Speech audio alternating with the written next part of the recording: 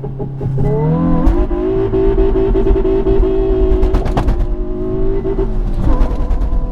guys, follow me on Instagram to never ever miss any of my crazy updates. Hi guys and welcome to another vlog. I'm driving this. This is the Hyundai Venue N Line and this is the key of the vehicle. This is to lock the car, this is to unlock the car, this is to open the boot of the vehicle, and this is to turn on the car remotely. By the way, when I came near the car, the mirrors automatically opened, so it does sense that. And there the car turns on. Yes, that happens remotely. How cool is that? But the doors are locked, so we are going to unlock the doors, turn on the lights, yep, and also put the window up, and the window is not moving. Oh my god, why does the window not move? So I think because the car has been turned on with the remote, the window is not moving. That's kind of weird. Didn't expect that to happen. Come on, turn on. Yeah, now the window actually works. So a little bit weird stuff there. Let's open the hood of the vehicle and straight away let's see what powers this Venue N Line. So it's the same engine, the very same engine which powers the regular Venue, which happens to be a 1 liter turbo GDI motor. Okay, 3-cylinder, little bit of vibrations can be seen. Engine bay feels kind of empty. It obviously gets a 50% bigger size diesel engine. There's no insulation here, which is kind of surprising. And in terms of changes to this car, well, they have put a lot of red throughout the body and N line badging as well. So there's N line written here. Okay, you get this red insert here on the lower part of the bumper. This is the facelifted grille, which has this sort of a dark chrome treatment, which actually looks quite nice. Okay, this is halogen, the indicator. This is the DRL. This is a projector setup, and that is the reflector for the high beam, which is not LED. So yeah, those are the lights of the car. In this thunder blue color, it actually looks quite nice. And coming to the side, again you will see a lot of red inserts. So there, 1, 2, 3, 4. So they've splashed red almost everywhere possible. And it also has this sort of gloss black finishing below that red line. In fact, there's red here on the, above the wheel, of course. And the wheels have been revised, but the tire size remains the same at 215/60/16. Red colored brake calipers. Okay, this is having the N line badging here. This is the dual tone variant, so gloss black finishing here and on the roof as well.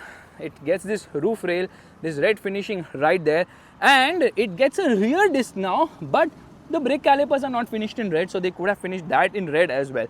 Coming to the rear, again you get N line badging here, you get this red insert right there, and yeah, it looks very much similar to the non N line model, other than the fact that it gets these dual exhausts. Okay, yeah, these are very much real and functional as well.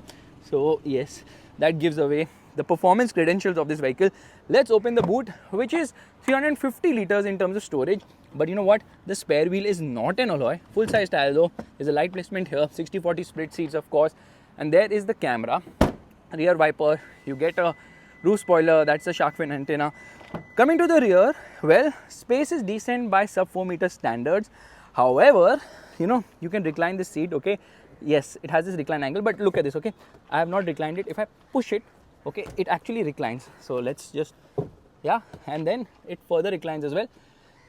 Why is it not moving as smoothly as I expected it to? Yeah, so that recline angle bit is there in this car for added comfort, of course. And then you can see legroom and knee room is decent. They have scooped out this completely in the facelifted model, so there's good amount of knee room for sure. Legroom is also decent, scooped out seat back, magazine holders, 2 USB-C charging sockets, rear AC vents. No magazine holders here, which is kind of a bummer. And like I was showing you, the seat has this recline angle bit going on. Okay, 2-step recline, which is kind of nice. Center passenger does not get a head, but you get a center armrest with twin cup holders. Look at this red stitching here, red here on the seat. Seats are actually quite comfortable. Dashboard gets this all black treatment with lot of red inserts here and there. In fact, this is a brand new car, so let's remove the plastics, and plenty of plastics on this car which are yet to be removed. Here we go. You see this beautiful red stitching, very tastefully done, looks nice. There's a handle to hold on to. Seat belts do not get the height adjust function. 6 airbags, of course. And let's get out from here. Before that, are there more stickers to remove? Tell me now, car. I'm not going to come back later. Let's just shut this and let's get to the front. Now, in terms of equipment, it's the same. Only thing is the air purifier seems to have vanished and the driver rear view monitor vanished with the facelift itself. Here, Okay, you get aluminium pedals again, not aluminium, you can say chromish pedals, which look quite nice. I had to remove this as well from here. And this is the fuse box. This is to open the hood of the vehicle. This venue written here on the mats look quite nice. I don't know why the mats are so dirty. You get this red piping as well on the seats, which look very tasteful. That red inside is nice. Red here as well. The real N model actually gets that light blue coloring. Okay, so that's a differentiation. Here you can see again red stitching has been added. Let's remove this. Okay, too many stickers to remove in this car. In fact, first and foremost, let me shut off the hazard light making some noise. Let's remove this as well. Just takes some effort for sure, because yeah, properly package this car. Now it gets plenty of features, like it gets Apple CarPlay, it gets Android Auto connectivity. This is going to be very difficult to remove, honestly. Let's just remove this thing directly from, yeah, that is the spirit. Well, we are almost done there, but then we are not done with this. This also needs to be removed. There's a mirror here. Let's open the sun blind so some light actually comes inside. This is actually auto dimming. You've got buttons here because obviously it gets Hyundai's connected car bit called Blue Link. Light placement here on the top. Let's open the sunroof, which opens slightly, not much. I mean, okay, this is decent enough. It opens further as well. There's a mic placement here on the top. Now you can see red has been added here on top of the AC vent control bit. Okay, you've got red insert here, which is kind of cool. The air conditioning is an absolute chiller. Climate control air conditioning. Wireless charger here, USB 12 volt charging socket, USB-C. Yeah, so it's decently kitted. N gear lever with N badging. You get this red insert here. You get red insert here as well on the drive mode selector. Twin cup holders. This does not, oh, it does slide. Okay, some storage space here as well. Glove box is decent size, gets the cooling function. There is this red ambient lighting which comes from here. The steering wheel is new. The N steering wheel says N here. Nice red stitching right there, and feels really good to hold. The horn is decently loud. These are the controls for the audio system. Okay, these are controls for cruise control, along with the fact that you can browse through that, and it has a tire pressure monitor as well. And you know what, this cluster has multiple colors, so depending on the drive mode, the color also changes. Again, there's red here. Let's remove this plastic thingy from the steering wheel too. I'm having so much fun unwrapping this car right now. And yeah, the paddles have been given the black treatment as well. Yeah, black treatment on the paddles. Automatic headlights. Wipers work nicely. Look, plenty of spray on offer, and some of it is actually coming inside from here as well. Okay, you've not removed this, so we'll remove this as well. But you know what, they've not given a mirror on the driver's side, so that could be something which can be added. Oh, this is also there. Let's remove this as well. So the thing is, this is an 8-inch screen which is very slick to operate, like so smooth and slick. It's really nice and likable as well. Let's get into reverse. This is the reverse parking camera. The quality is good. It's not great. It's not bad. It's, I would say, good. And the USP of this car happens to be this. Yes, they have actually added a dash cam which shoots in full HD and 30 frames per second. As soon as you turn on the car, it will start saving on an SD card, but you can also change the setting to record this when the car is parked. So, you know, that's a good feature to have, certainly. And let's remove this as well. So I think in terms of cosmetics, not much has changed. I mean, you would expect a lot more to change, but then steering wheel is adjustable only for height. That is the engine start button. That's the traction control button. This is the headlight leveler. Let's do one thing. Let's start driving right away.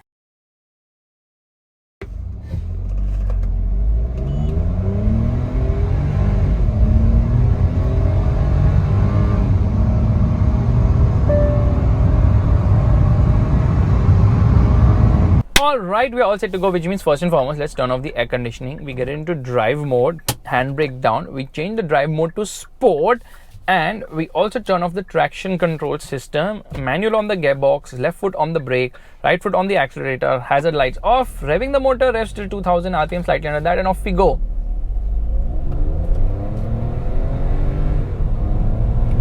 Yeah, the immediate response is not there because the thing is that there is lag lower down the rev range, but then it has a nice linear pull after that.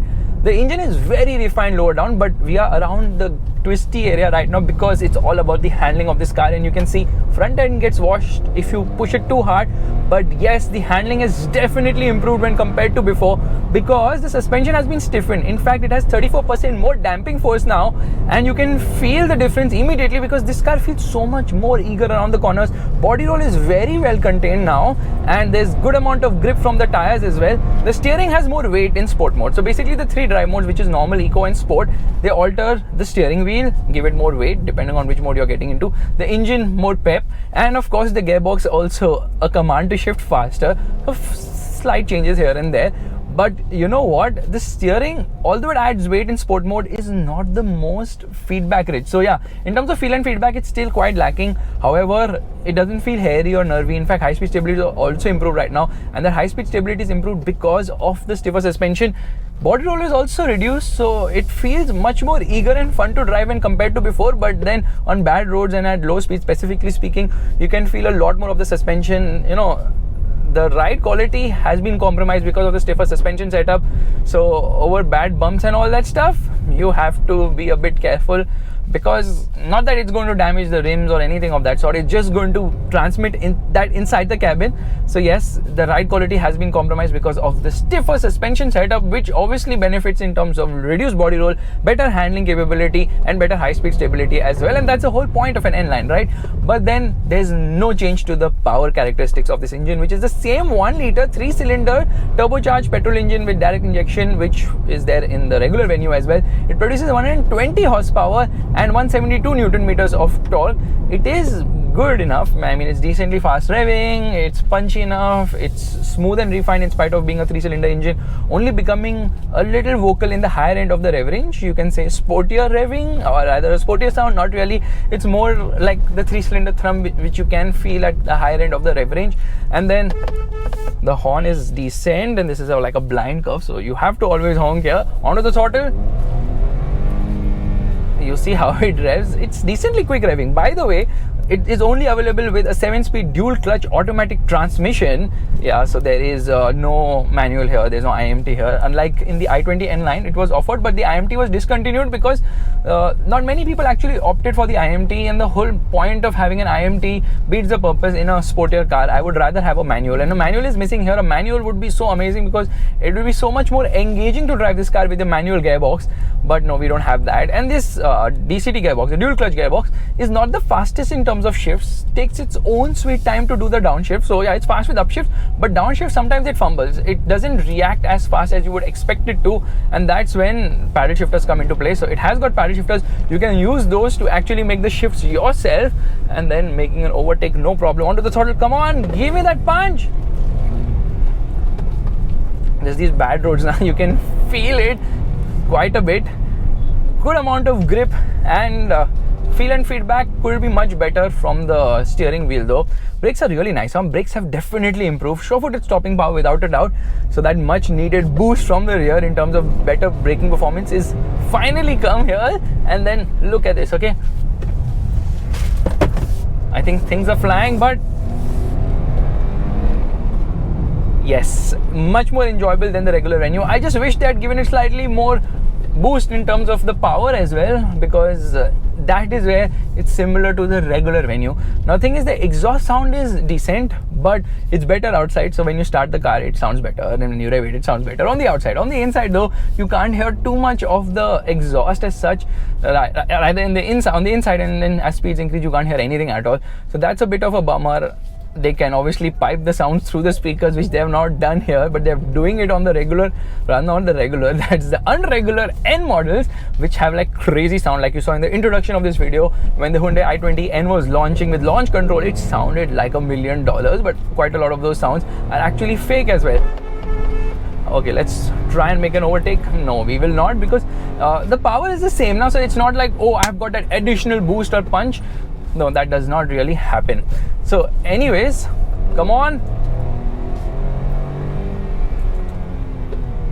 traction control, even though off now, there's no wheel spin because it doesn't let you launch aggressively.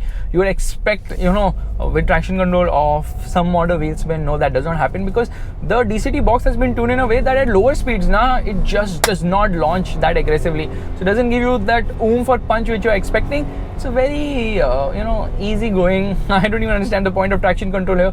You probably don't even need it. Now, there are two variants on offer, the N6 and the N8. The N6 doesn't have many features, but both the cars, or rather both the variants, the N6 as well as the N8, have two color options, regular color and dual tone color. For dual tone, you have to pay 17,000 more for the N6 and 18,000 more for the N8. And the price difference between the top end regular Venue and the N Line, the N8, is just 76,000. For those 76,000 rupees, you do get a lot more for your money, making it quite worth it in my opinion. Let's come to a halt here. Brakes. Oh, little judder and a lot of things flying at the rear, but brakes are fine. Okay, let's do one thing. Let's rev the motor. Listen to this, okay? Now you can't hear much inside. Anyways, let's get into drive mode. We are going to launch it in drive and not in manual this time. So here, left foot on the brake, right foot on the accelerator, hazard lights off, revs till 900 RPM, now go. First gear 40, second gear 67,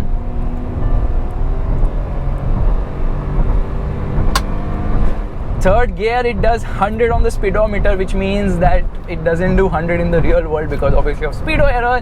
That's the reason why it takes 12 seconds to go from 0 to 100 kilometers per hour. You can feel the expansion joints because of that stiffness of the suspension. So the thing is, the N6 variant is priced at 14.39 lakhs. This one, being the top end variant, is priced at 15.8 lakhs almost, making it decently value for money when compared to the regular Venue, which does not have all these cosmetic add-ons. And because of its compact dimensions, it's a very easy car to drive. Taking a U-turn is super effortless. Check this out, okay? It's super easy, super effortless, and the steering also centers very fast onto the throttle. I wished it had a little bit more power, yeah. That would make it so amazing. Now, fuel efficiency can get to single digit numbers if you drive like this, but it will return around 15 kilometers per liter out on the highway when you're driving it sanely. Plus, it has a 45 liter fuel tank as well. So it doesn't feel heavy to drive. It doesn't really feel too light either. It just feels right somehow. So kudos to Hyundai for getting that right here. Using the paddles is actually very much fun. That brings the engagement while driving this car. So you feel like really excited. Now most people would be like, why don't they get the full-blown N here? Trust me on this, you will not be able to drive it here. It's super duper duper duper duper duper stiff. It's so stiff, and it will give you a headache. And that's my experience driving the i20N. Fantastic car, but it will not come cheap. There's so much tech inside. It's got a front limited slip diff, and they've put in so much tech in everything. Amazing engine, too much power and whatnot. That simply cannot be brought to India at a price where people would buy it. Like, would you buy it for 30 lakh rupees? I don't think so, because you would be like, maybe I should opt for the Tucson at that price. So that's another thing which you need to keep in mind, that it's easy for Hyundai to launch the full-blown N, but the market is not ready for such a car right now because of the pricing bit too. So that is also something which is very important indeed. And that's the reason the N Line makes quite a bit of sense, because for most people who want that sportier flavor to their car along with slightly better cosmetics or sportier cosmetics and better handling, this definitely makes a lot of sense. And what even makes more sense is the fact that at the same price you can save some money by not opting for the N Line and get the diesel, and then make your own changes to the diesel, because a diesel is a diesel is a diesel is a diesel, and diesel is more frugal, and that torque rush from the diesel is just unmatched as well. So guys, this is my vlog of the Hyundai Venue N Line. It's quite nice. I really like it. I think it's quite value for money as well. Only thing is we need more power. यार power दे दो और मजा आ जाता. Trust me on this. Maybe a bigger engine in this car, but then the price would also increase dramatically as well. And that is a decision in which car makers are always tied down. That should we increase the price to a point where it won't make much sense, because then obviously people will be like, we'll get the Creta instead. If you like this vlog, make sure to give the thumbs up. That's the like button, and also subscribe to the channel. I will see you guys in the next video soon. Bye.